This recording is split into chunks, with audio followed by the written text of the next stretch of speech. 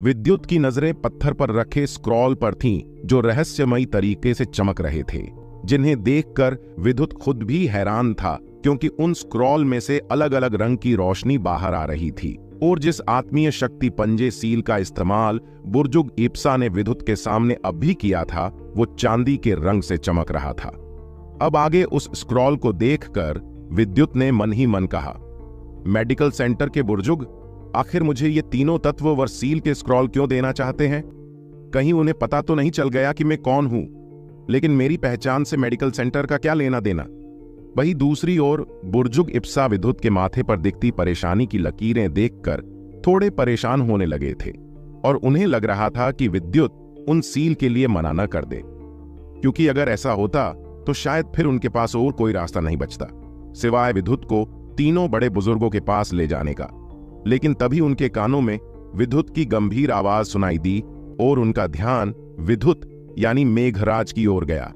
माफ करना बुर्जुग इप्सा, लेकिन मैं ये सीलें नहीं ले सकता। ऐसा कहते हुए विद्युत ने अपनी नजरें उन सीलों से हटाकर बुजुर्ग इप्सा की ओर की। वही दूसरी ओर बुजुर्ग इप्सा पहले ही समझ चुके थे कि विद्युत इन सीलों को नहीं लेगा, और इसलिए उन्हें मुस्कुराते हुए कहा, विद्युत, मैं जानता हूं कि तुम ये सील क्यों नहीं लेना चाहते, और इसकी वजह भी जानता हूं। लेकिन यकीन मानो, अगर तुम इन सील को रखते हो तो मेडिकल सेंटर तुम पर कभी इस बात का हक नहीं जताएगा, बल्कि मुझे खुद तीनों बुजुर्गों ने तुम्हें यह त्रिकाल दृष्टि सील देने को कहा है। यह त्रिकाल दृष्टि सील के सुप्रीम की छोड़ी हुई सील है विद्युत। क्या तुम सच में इन सील को नहीं लेना चाहते? ऐसा कहते हुए बुजुर्ग इप्सा की नजर विद्युत के चेहरे पर थी। वो जानते थे कि विद्युत को उन सील की शक्तियों का एहसास है, लेकिन फिर भी विद्युत उन्हें नजरअंदाज कर रहा है। विद्युत के चेहरे के भाव देखकर बुजुर्ग इप्सा ने अपने हाथ को सामने रखी सीलों पर हाथ फेरते हुए कहा, एक बार फिर सोच लो लड़के, किस्मत बार बार मौका नहीं देती। त्रिकाल दृष्टि सील कोई ऐसी सील नहीं है जिसे तुम इतनी आसानी से हासिल कर सकते हो, और ये तुम्हारी ब्रह्मचक्र सील से कम ताकतवर भी नहीं है।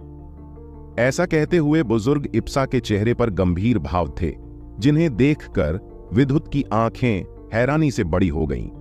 वही दूसरी ओर विद्युत के चेहरे के भाव बदलते देख बुजुर्ग इप्सा ने मुस्कुराते हुए कहा, तुम्हें इतना परेशान होने की जरूरत नहीं है। मुझे तुम्हारे बारे में बहुत कुछ पता की, और ये भी कि तुम्हारे आचार्य कौन है। बुजुर्ग इप्सा की बात सुनकर विद्युत के गंभीर भाव पर हल्की नाराजगी नजर आने लगी। वो समझ गया कि मेडिकल सेंटर ने उसके बारे में पूरी जानकारी हासिल कर ली है, इसलिए विद्युत ने भी अब अपनी पहचान छुपाने का नाटक न करते हुए गंभीर भाव से कहा, मेरे बारे में जानने के लिए मेडिकल सेंटर को इतनी मेहनत करने की जरूरत नहीं थी। बुजुर्ग इप्सा, अगर आप या कोई मेडिकल सेंटर का बुजुर्ग मुझसे मेरी पहचान पूछता तो मैं आपको इस बारे में बताने से पीछे नहीं हटता। ऐसा कहते हुए विद्युत अपनी आत्मीय शक्तियों को बाहर निकाल लिया था और खुद को तैयार कर लिया था मुकाबले के लिए।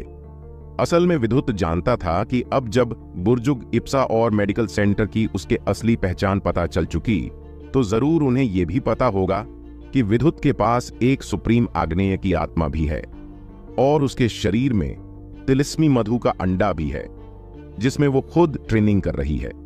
लेकिन विद्युत ने अब बात को घुमाना छोड़कर साफ साफ लफ्जों में कहा, तो अब आप क्या करने की सोच रहे हैं? कहीं आप ये तो नहीं सोच रहे कि मुझे कैद कर लेंगे?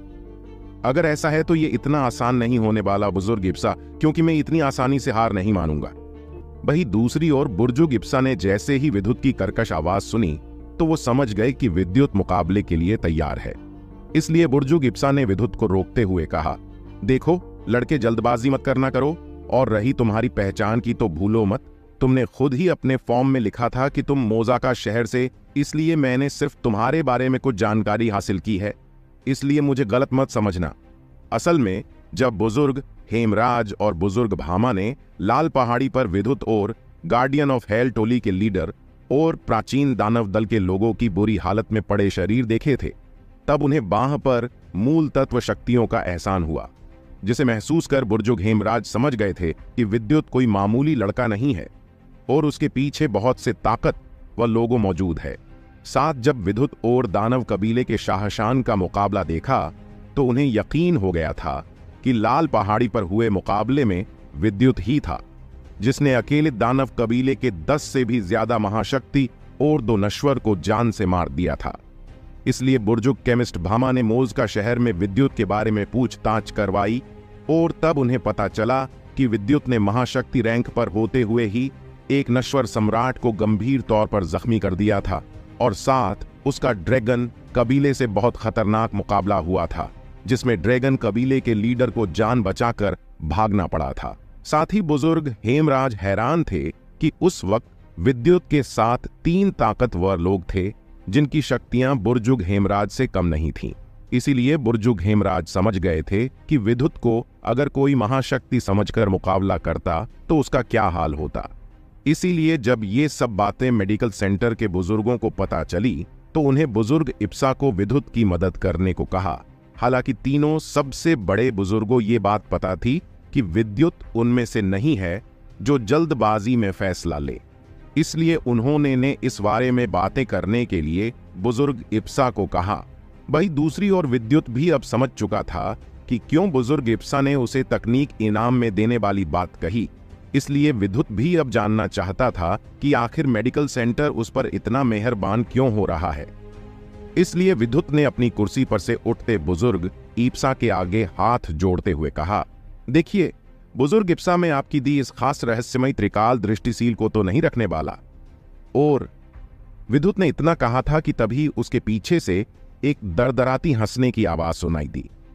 तुमने ठीक कहा था केमिस्ट बुजुर्ग भामा, इस लड़के विद्युत को बातों में फंसाना नामुमकिन है। मैं हैरान कि अगर मैं इस त्रिकाल सील का पहला स्क्रॉल भी किसी भी प्राचीन कबीले को दे दूं तो वो एक बार भी नहीं सोचोगे, लेकिन इस लड़के विद्युत ने तो मुझे भी हैरान कर दिया। ऐसा कहते हुए कमरे में 3 परछाई नजर आई। ये परछाई और कोई नहीं बल्कि खुद बुर्जुग हेमराज, बुर्जुग केमिस्ट भामा और एक बड़ा इंसान था जिसे कुछ देर पहले नीलामी के मंच पर देखा था। बाहों दूसरी के अपने चारों ओर खड़े ताकतवर लोगों को देखकर भी विद्युत हैरान नहीं हुआ। विद्युत समझ गया था कि उसका वहां से निकलना आसान नहीं होने वाला, क्योंकि उसके चारों ओर से घेरकर 4 ताकतवर धुंधली परछाई मौजूद थी। क्या चाहता है मेडल सिटी विद्युत से, जाने कहानी के अगले भाग में।